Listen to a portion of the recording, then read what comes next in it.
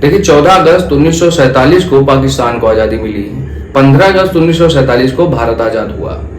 जब भारत आज़ाद हुआ उसी समय से भारत में संविधान बनाने और संविधान लागू करने की प्रक्रिया को शुरू कर दिया गया। लेकिन जब पाकिस्तान आज़ाद हुआ था 14 अगस्त को, उस समय के बाद से लेकर बहुत समय तक पाकिस्तान के संविधान को बनाना और उसको लागू करना लगभग असंभव सी बात थी, क्योंकि मोहम्मद अली जिन्ना का यह सपना था कि पाकिस्तान को एक इस्लामिक कंट्री बनाया जाए। बहुत सारे प्रयास किए गए ऐसा एक संविधान बनाने के लिए जिसमें इस्लामिक राष्ट्र को घोषित भी किया जाए और साथ में जितने भी माइनॉरिटीज हैं उनको भी साथ में रख के बात की जाए। तो आज के हमारे चर्चा का विषय यही है कि अगर पाकिस्तान इस्लामिक स्टेट बन सकता है तो भारत क्या हिंदू राष्ट्र बन सकता है? अगर भारत हिंदू राष्ट्र बन सकता है तो भारत को हिंदू राष्ट्र बनाने के लिए कौन सी चीजें जरूरी हैं? भारत के संविधान में जो चीजें लिखी हैं उनमें क्या क्या परिवर्तन करने पड़ेंगे तथा सुप्रीम कोर्ट में ये पेज ना फंसे इसके लिए क्या क्या करना पड़ेगा।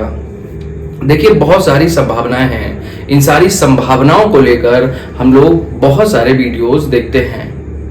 इससे पहले भी मैंने एक वीडियो बनाया था जिसमें मैंने बताया था कि जो भारत का संविधान है उसमें क्या परिवर्तन करने चाहिए जिससे भारत एक हिंदू राष्ट्र घोषित हो जाए। आज इस वीडियो में मैं आपसे ये चर्चा करूंगा कि हम अपने पड़ोसी देश यानी पाकिस्तान से क्या सीख सकते हैं भारत को हिंदू राष्ट्र बनाने के लिए। दोस्तों 11 सितंबर 1948 को मोहम्मद अली जिन्ना की डेथ हो जाती है। मोहम्मद अली जिन्ना सदर रियासत तो थे, उसके साथ पाकिस्तान के मुखिया भी थे, क्योंकि उन्होंने पाकिस्तान को इस्लामिक कंट्री बनाने के लिए सबसे ज्यादा प्रयास किए। अब देखते हैं कि राजनीतिक परिवर्तन क्या हुआ पाकिस्तान में। देखिए पाकिस्तान में लियाकत अली को प्रधानमंत्री बनाया गया और प्रधानमंत्री 1947 से 51 तक ये रहे। उसके बाद ख्वाजा नजीमुद्दीन प्रधानमंत्री बने, उसके बाद अली बोगरा बने और चौधरी मोहम्मद अली उसके बाद बने। उसके बाद हुसैन सैयद सोहरावर्दी है, इस्माइल अली चुंदरीकर, फिरोज खान, नूरुल अमीन और जुल्फिकार अली भुट्टो, ये इतने प्रधानमंत्री 9 तक मैंने इसलिए लिखे हैं क्योंकि पाकिस्तान का जो संवैधानिक परिवर्तन था वो इसी समय हुआ।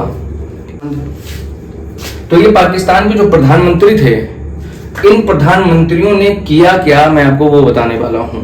सबसे पहले 1951 में संविधान को बनाने की प्रक्रिया शुरू हुई, संविधान को लागू करने की प्रक्रिया शुरू हुई, लेकिन वो संविधान इस तरीके से नहीं बनाया गया था कि जिसमें रूल और नियम कानून लिखे गए हों अच्छी तरीके से। यानी वो संविधान बनाने के बाद सबसे पहले उसको नकार दिया गया, वहां की जो पार्लियामेंट है उसने उसको नकार दिया। उसके बाद दूसरा प्रयास किया गया था 1956 में मोहम्मद अली के नेतृत्व में। इस प्रयास में भी ये लोग सफल नहीं हो पाए। उसके बाद अब देखिए आपको एक मजे की बात देखनी ये है कि ये लोग प्रधानमंत्री रहे 1956 से 57, और जब इस्माइल चुंदरीकर प्रधानमंत्री थे 1957 से 1957, उसके बाद फिरोज खान बने। फिरोज खान मात्र 13 दिन के लिए प्रधानमंत्री बनाए गए थे। इनका कार्यकाल पाकिस्तान के इतिहास का सबसे छोटा कार्यकाल है क्योंकि ये 13 दिन के लिए प्रधानमंत्री बने थे 1957 से 1958 तक। उसके बाद क्या हुआ, 1958 में इनके घर पर जो इनके बोलते हैं कि जो इनके मंत्री थे और मंत्रियों के साथ जो इनके रक्षा के प्रमुख थे उनका नाम था अयूब खान। अयूब खान इनके घर पर आकर अटैक कर देते हैं और अटैक करने के बाद प्रधानमंत्री साहब उनके पूरे परिवार को खत्म कर दिया जाता है। खत्म करने के बाद सत्ता को अपने आप में अधिग्रहण कर लेते हैं, यानी कि वहां पर मिलिट्री शासन लागू कर दिया जाता है और अयूब खान सारा का सारा शासन अपने अंडर में ले लेते हैं। यानी कि सबसे पहला जो टेन्योर था 1958 से लेकर 1969 तक, ये अयूब खान इसमें मिलिट्री शासन लगाते हैं और मिलिट्री शासन लगाने के साथ इसको पूरे पाकिस्तान को अपने कंट्रोल में कर लेते हैं। उसके बाद इनके ही एक साथी थे जिनका नाम था याया खान। याया खान की इतनी बेइज्जती कभी नहीं हुई जितनी पाकिस्तान के युद्ध के साथ, भारत के युद्ध के साथ हुई। अगर याह्या खान के बारे में और जानकारी चाहिए तो आप हमारा एक वीडियो देखिए जिसमें पाकिस्तान के ऊपर काफी रिसर्च अच्छे में की गई है। तो याह्या खान के बाद फिर से नूरुल हमीद प्रधानमंत्री बने और उसके बाद बने जुल्फिकार अली भुट्टो। जुल्फिकार अली भुट्टो ने सबसे पहले पाकिस्तान में जो संविधान था उसको लिखित रूप में बनवाया और लिखित रूप में उसको लागू कराया। यानी भारत जो पाकिस्तान का संविधान था वो 1973 में, आज का जो वर्तमान स्वरूप है वो 1973 का है जैसे उस समय था। अब मैं आपको बताता हूं कि मजे की बात क्या है। जो जुल्फिकार अली भुट्टो थे, इन्होंने पाकिस्तान के संविधान में बड़ी चालाकी से 3 आर्टिकल लिखवाए और उन 3 आर्टिकल को इनका जो पीनल कोड था, यानी कि जैसे अपने यहाँ पे सीआरपीसी है, आरपीसी है, यानी सजा के लिए अपना जो क्रिमिनल प्रोसीजर कोड है उसके हिसाब से पाकिस्तान में भी सजा देने के लिए प्रावधान है, उनके कोड्स हैं जो कि वहां की निचली अदालतें फॉलो करती हैं। तो जो निचली अदालतें फॉलो करती हैं वही कोड में उन्होंने कुछ नियम कानून लिखवाए। उस नियम कानून के तहत हजारों लोगों को हर साल वहां पर मौत की सजा दे दी जाती है। मैं आज आपको बताता हूं कि उसमें है क्या। सबसे पहले हम लोग समझते हैं कि पाकिस्तान के संविधान में कौन कौन से मेन आर्टिकल हैं जो पाकिस्तान को इस्लामिक स्टेट बनाते हैं। दोस्तों, पाकिस्तान के संविधान जब लिखा गया 1973 में तो उसमें सबसे पहले भाग में सबसे पहला जो आर्टिकल था वो लिखा गया था कि पाकिस्तान एक फेडरल कंट्री होगी और इसके जो एरियाज हैं वो सिंध है, बलूचिस्तान है, अफगानिस्तान से जुड़ा हुआ जो एरिया है और पंजाब सिंध प्रांत, ये सब उसके एरियाज होंगे। हमारे मुद्दे के जो आर्टिकल हैं वो ये 4 हैं। उन चारों में सबसे पहला जो आर्टिकल है यानी आर्टिकल नंबर 2, उसमें लिखा है Islam shall be the state religion of Pakistan. यानी उन्होंने आर्टिकल 2 में ये साफ साफ लिख दिया है कि पूरे पाकिस्तान में जिस धर्म की ज्यादा मान्यता होगी, जिस धर्म को ज्यादा छूट मिलेगी वो है इस्लाम धर्म। दूसरा आर्टिकल हमारे काम का जो है वो है आर्टिकल 9। आर्टिकल 9 में लिखा है कि no person shall be deprived of life और liberty save in accordance with law. यानी कि नियम कानून के अलावा किसी को परेशान नहीं किया जा सकता, सबको छूट मिलेगी, सबको वहां पर रहने खाने पीने की आजादी दी जाएगी। लेकिन इस आर्टिकल के विरोध में जो दूसरा आर्टिकल लिखा है उसी पे सबसे ज्यादा कंट्रोवर्सीज होती हैं, वो है आर्टिकल 19। आर्टिकल 19 दिया गया है फ्रीडम ऑफ स्पीच पे, यानी बोलने की आजादी। अब बोलने की आजादी जैसे भारत में बोलने की आजादी है, आपने अभी कुछ दिन पहले देखा होगा कि जो तमिलनाडु के सीएम हैं उनके बेटे ने सनातन धर्म को लेकर बहुत बड़ी गंदी टिप्पणी की। उन्होंने कहा सनातन धर्म एक रोग जैसा है, सनातन धर्म कुछ लोग बोलते हैं HIV एड्स जैसा है, क्योंकि ये एक वायरस के जैसे है जो फैलता है तो फैलता ही जाता है, ये उन्होंने कहा। यानी विवादित बयान दिया धर्म के लिए। कोई भी इंसान हिंदू धर्म को गाली देता है तो उसके लिए भी कुछ नहीं कहा जाता। कोई भी इंसान किसी संत को गाली देता है उसके लिए भी कुछ नहीं कहा जा सकता, क्योंकि हमारे देश में फ्रीडम ऑफ स्पीच को लेकर बहुत विवाद है। कुछ लोग अच्छा बताते हैं, कुछ लोग इसका बहुत ज्यादा फायदा उठाते हैं। पाकिस्तान में जब फ्रीडम ऑफ स्पीच के लिए लॉ बनाया गया तो उसने लिखा कि पाकिस्तान जो है आर्टिकल 19 में फ्रीडम ऑफ स्पीच के बारे में लिखा है और उन्होंने इस आर्टिकल में साथ में ये भी लिख दिया है कि reasonable restrictions imposed by law in interest of glory of Islam और द इंटीग्रिटी। यानी कि अगर इस्लाम के लिए एक शब्द भी बोला या इस्लाम में दिए गए नियम कानून के लिए एक भी शब्द बोला तो आपकी फ्रीडम ऑफ स्पीच को वहीं तक सीमित कर दिया जाएगा। आपकी फ्रीडम ऑफ स्पीच उतनी ही है जब तक आप इस्लाम के लिए सब कुछ ठीक बोलते हैं, यानी आपको इस्लाम के लिए सब कुछ ठीक बोलना ही पड़ेगा।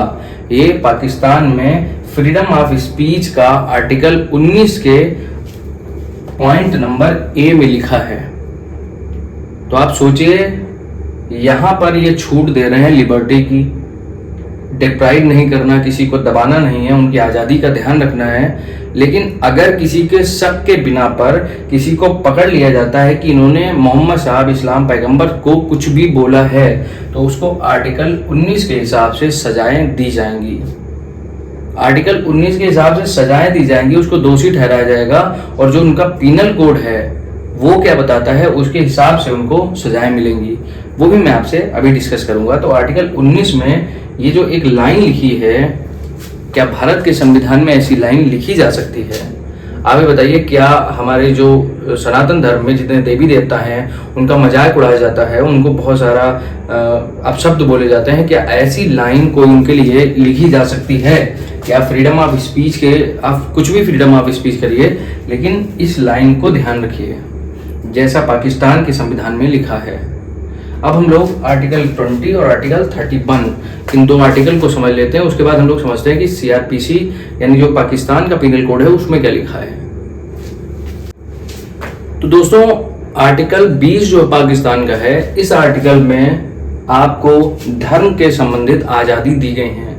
अब आप ये बताइए, जिस स्टेट में, जिस राज्य में, जिस देश में उनका देश का रिलीजियस उन्होंने इस्लाम पहले ही घोषित कर दिया है, तो वो किसी दूसरे धर्म को ज़्यादा बढ़ाने की, ज़्यादा मानने की आपको छूट क्यों देंगे? फिर भी उन्होंने आर्टिकल 20 लिखा, और इस आर्टिकल 20 में उन्होंने लिखा कि आप किसी भी धर्म को मान सकते हैं, मानने के साथ उस धर्म के संबंधित ग्रुप्स बना सकते हैं,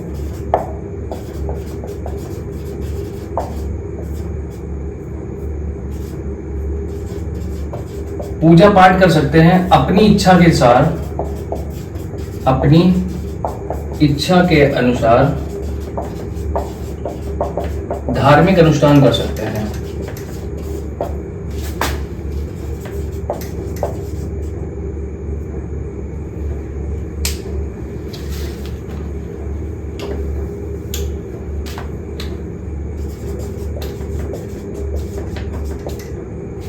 तो अपनी इच्छा के अनुसार धार्मिक अनुष्ठान कर सकते हैं, ये उन्होंने लिखा है आर्टिकल 20 में। अब आप बताइए, जब आर्टिकल 19 में फ्रीडम ऑफ स्पीच में आपने लिख दिया है कि आप इस्लाम की महानता को लेकर कोई भी चीज़ नहीं बोल सकते, और इधर आप लिख सकते हैं कि कोई भी धर्म को अपना सकते हैं, किसी भी धर्म को फॉलो कर सकते हैं, दूसरी बात आप आर्टिकल 1 में लिख रहे हैं कि इस्लाम धर्म स्टेट का रिलीजियस होगा, तो ये सारी बातें एक कंट्राडिक्शन पैदा करती हैं।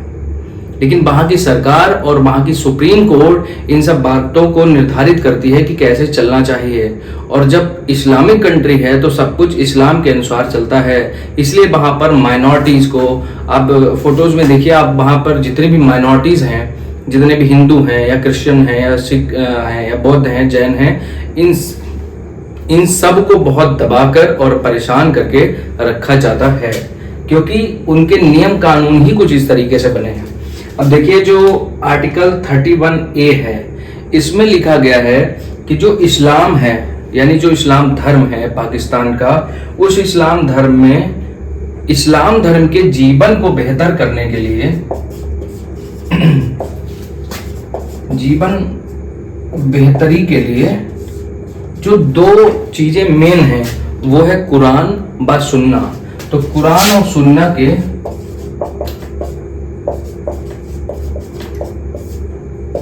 अगर आपको जानना है कि कुरान और सुन्ना क्या है, तो हमारा इस्लाम धर्म से रिलेटेड एक वीडियो जो कि हमने बहुत ज़्यादा डिटेल में रिसर्च करके बनाया था, वो आप जरूर देखिएगा।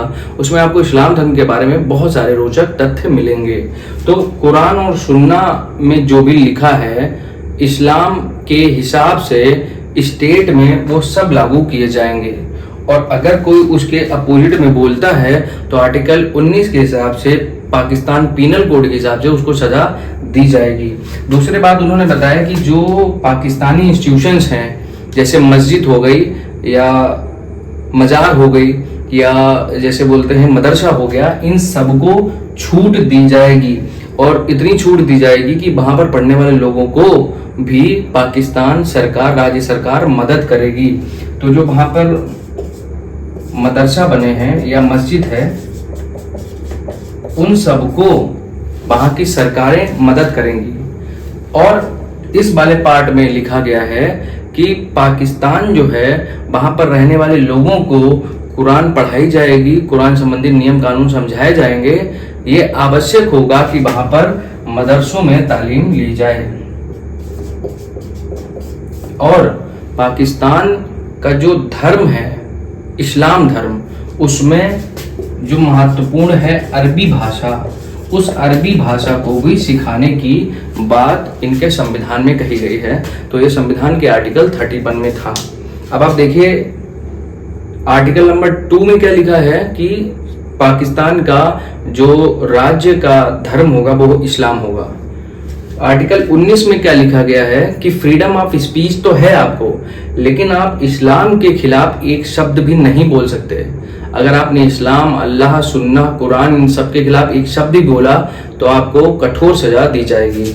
उसके बाद आप आर्टिकल 20 के हिसाब से कोई भी धर्म को मान सकते हैं, लेकिन इस्लाम धर्म के अगर किसी को पता चला कि विरोध में कुछ भी किया या उनको पता चला कि अगर उन्होंने झूठे इल्जाम भी लगाए, तब भी आपके पास कोई ये ऐसी अथॉरिटी नहीं है जिसमें आप कह सकें कि नहीं ये सच था। उसके बाद आप देखिए कि आर्टिकल 31 में पूरा इस्लामिक चीजें लिखती हैं कि इस्लाम को आगे कैसे बढ़ाना है, कुरान को कैसे फॉलो करवाना है, मोहम्मद साहब की बातों को, शिक्षाओं को कैसे आगे बढ़ाना है। ये आर्टिकल्स इन्होंने अपने पाकिस्तान के संविधान में लिखवा दिए हैं, जिससे पाकिस्तान एक इस्लामिक कंट्री बन गई। अब आप समझिए उनके पीनल कोड में क्या लिखा है। दोस्तों पाकिस्तान में जो पीनल कोड चलता है उसमें जो चैप्टर 15 है, उस चैप्टर 15 की 2 धाराएं हैं। एक धारा है 295B। इस 295B धारा में एक सजा निर्धारित की गई है। इस सजा में लिखा है कि अगर कोई इंसान कुरान की, सुन्ना की तथा इस्लाम की अगर इनकी बातों की अवहेलना करता है तो आपको लाइफ टाइम इम्प्रिजनमेंट दे दी जाएगी।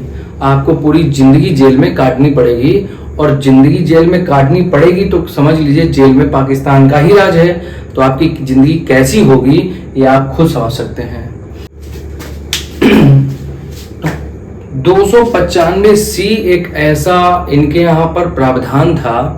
इस प्रावधान के जरिए हर साल लाखों हजारों लोग की संख्या में शुरू से लेकर अब तक मार दिए गए, उनको सजाए मौत की सजा दी गई।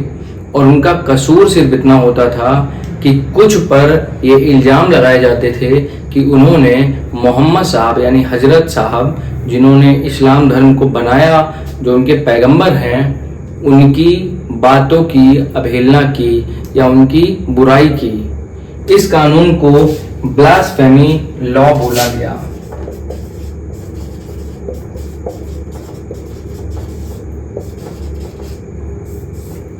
तो जो ब्लास्फेमी लॉ है, इसका सबसे ज्यादा नाजायज फायदा पाकिस्तान में उठाया जाता है। जितने भी माइनॉरिटीज हैं, चाहे वो हिंदू हों, सिख हों,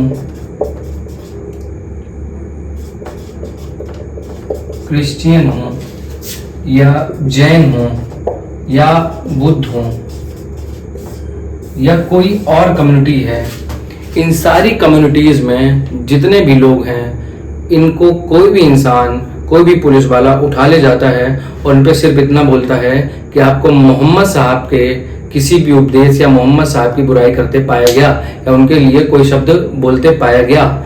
पाकिस्तान की जो गवर्नमेंट है, वहाँ की गवर्नमेंट और वहाँ की न्यायपालिका, यानी कि वहाँ का जो स्टेट का जो कोर्ट होता है या जो जिले का कोर्ट, डिस्ट्रिक्ट कोर्ट होते हैं, वो लोग कुछ नहीं सुनते। उनको कोई प्रूफ नहीं चाहिए, उनको कुछ नहीं चाहिए, बस आप पकड़ के ले जाइए, आपकी तुरंत सजाए मौत दे दी जाएगी। सजाए मौत यानी 295C में लिखा है कि अगर मोहम्मद साहब के खिलाफ कोई भी शब्द बोलते पाए गए तो आपको बिना कुछ सोचे समझे सजाए मौत की सजा दे दी जाएगी। आपका कोर्ट में ट्रायल भी नहीं होगा। कुछ नियम कानून अब थोड़े से बदले हैं, लेकिन सरकारें जैसे आती हैं वैसे नियम कानून बढ़ा दिए जाते हैं। आप चाहे नेट पे सर्च कर लीजिए, चाहे कहीं भी सर्च कर लीजिए, आपको ऐसे हजारों फोटोज मिल जाएंगी जिसमें पाकिस्तान ने इस ब्लास्फेमी लॉ का हद से ज्यादा गलत तरीके से प्रयोग किया। वहां पर औरतें, बच्चों, बूढ़ों सबको परेशान किया गया, सबकी हत्याएं की गई, सबको चौराहे पे ले जाके लटकाया गया, उनके साथ सामूहिक बलात्कार हुए छोटी छोटी बच्चियों के साथ, बस इसलिए कि उन पे आरोप था कि उन्होंने मोहम्मद साहब के लिए कुछ गलत शब्द बोले। ये 295C में पाकिस्तान के लिखा है। तो दोस्तों देखिए पाकिस्तान ने अपने संविधान में किस तरीके से इस्लाम को शामिल किया और जो उनका स्टेट रिलीजन है वो लोग कैसे फॉलो करते हैं। प्रावधान है यानी भारत का जो संविधान है उसमें जो आर्टिकल्स हैं उन आर्टिकल्स के बारे में मैं समझा चुका हूँ। देखिए पूरा भारत जो है यानी संविधान के हिसाब से चलता है। अगर आपको पता नहीं है तो मैं आपको बता दूं कि भारत का संविधान 1950 में लागू जब हुआ था तो मौलिक अधिकार उससे पहले लागू हो गए थे। मौलिक अधिकारों में ये भी आर्टिकल दिए गए हैं, यानी इन्हीं आर्टिकल के हिसाब से मौलिक अधिकारों में हमको संरक्षण प्राप्त है। 19 आर्टिकल जो है इसमें बताया गया कि फ्रीडम ऑफ स्पीच। देखिए पाकिस्तान के संविधान में जो फ्रीडम ऑफ स्पीच है उन्होंने एक नीचे लाइन ये भी बढ़ाई थी, मैंने आपको बताया था कि उसमें आप किसी भी तरीके के इस्लाम के खिलाफ नहीं बोल सकते, इस्लाम की ग्लोरी यानी उसकी तारीफ में ही बोलेंगे। उसके बाद देखिए आर्टिकल जो 25 है भारत के संविधान का, उसमें धर्म संबंधी आजादी दी गई, यानी किसी भी धर्म को मान सकते हैं, कुछ भी कर सकते हैं। आर्टिकल 26 भी धर्म संबंधी है, आर्टिकल 27 भी धर्म संबंधी है और आर्टिकल 28 भी धर्म संबंधी, यानी ग्रुप बना सकते हैं, इंस्टीट्यूशन बना सकते हैं, ग्रुप्स बना सकते हैं। आप धर्म को मानने के लिए कुछ भी कर सकते हैं, कोई भी आपको नहीं रोक सकता। इसमें लिखा है कि कोई जबरदस्ती आपसे कोई भी धर्म को फॉलो नहीं कर पा सकता। ये आर्टिकल्स जो हैं ये दिए गए हैं तब जब भारत एक धर्म निरपेक्ष देश है, यानी भारत का अपना कोई धर्म नहीं है। भारत सभी धर्म को मानने के लिए इन आर्टिकल्स के हिसाब से छूट देता है। पाकिस्तान देश का अपना धर्म है, वो है इस्लाम धर्म। भारत का अपना कोई धर्म नहीं है। तो अगर भारत को अपना कोई धर्म बनाना है तो इन आर्टिकल्स में परिवर्तन करना पड़ेगा। आर्टिकल 25 में चेंजिंग करनी पड़ेगी, जिसमें लिखा है कि कोई भी इंसान किसी भी धर्म को मान सकता है, उस पर कोई भी पाबंदी नहीं लगा जा सकती। आर्टिकल 26 में भी इंस्टीट्यूशन बनाने के लिए, ग्रुप्स बनाने के लिए है। 27 और 28 इनमें बहुत बड़े बड़े परिवर्तन करने पड़ेंगे और साथ में फ्रीडम ऑफ स्पीच में भी परिवर्तन करना पड़ेगा। जैसे पाकिस्तान के संविधान में लिखा है कि आप इस्लाम धर्म के खिलाफ एक शब्द भी नहीं बोल सकते। उसके बाद आपको अपने पीनल कोड में भी परिवर्तन करना पड़ेगा, जैसे पाकिस्तान के पीनल कोड में परिवर्तन हुआ है। उनके पीनल कोड में लिखा है कि आप इस्लाम धर्म के हिसाब से चलेंगे और अगर आपने मोहम्मद साहब के खिलाफ एक शब्द भी बोला तो आपको तुरंत जो है सजा, फांसी की सजा देकर लटका दिया जाएगा। ऐसे ही आप अपने जो सनातन धर्म में जितने भी भगवान हैं उनके लिए लिख सकते हैं कि आप उनकी अवहेलना नहीं कर सकते। अब भारत इतना बड़ा देश है तो कैसे ये संभव हो पाएगा कि भारत एक हिंदू राष्ट्र बन पाए। ये कुछ तरीके थे जो मैंने आपको बताए। मैंने बताया कि पाकिस्तान के संविधान में उन्होंने कैसे पाकिस्तान में इस्लामिक कंट्री को इंक्लूड किया और उसमें जो आर्टिकल्स लिखे थे वो भी मैंने आपको बता दिए। ये वीडियो पूरा का पूरा ऑथेंटिक है, यानी तथ्यों पर लिखा गया है और मैं नहीं चाहता हूं कि किसी भी इंसान की भावनाएं आहत हों। जितनी भी इंफॉर्मेशन है वो इंफॉर्मेशन अगर आपको थोड़ी भी अच्छी लगी हो तो ये वीडियो कुछ लोगों के साथ शेयर करिए, जिनको ये पता हो पाए कि पाकिस्तान में कैसा संविधान है, उनमें माइनॉरिटीज़ के साथ क्या हो रहा है और भारत में कैसा संविधान है जिसमें कितनी छूट दी गई है फ्रीडम ऑफ स्पीच को लेकर और वहाँ पे फ्रीडम ऑफ स्पीच को लेकर क्या छूट दी गई है। तो उनको दोनों चीज़ें एक समान फेज में समझ आ पाए। किसी और टॉपिक पे जल्दी ही बात करेंगे आपसे। Thank you for watching.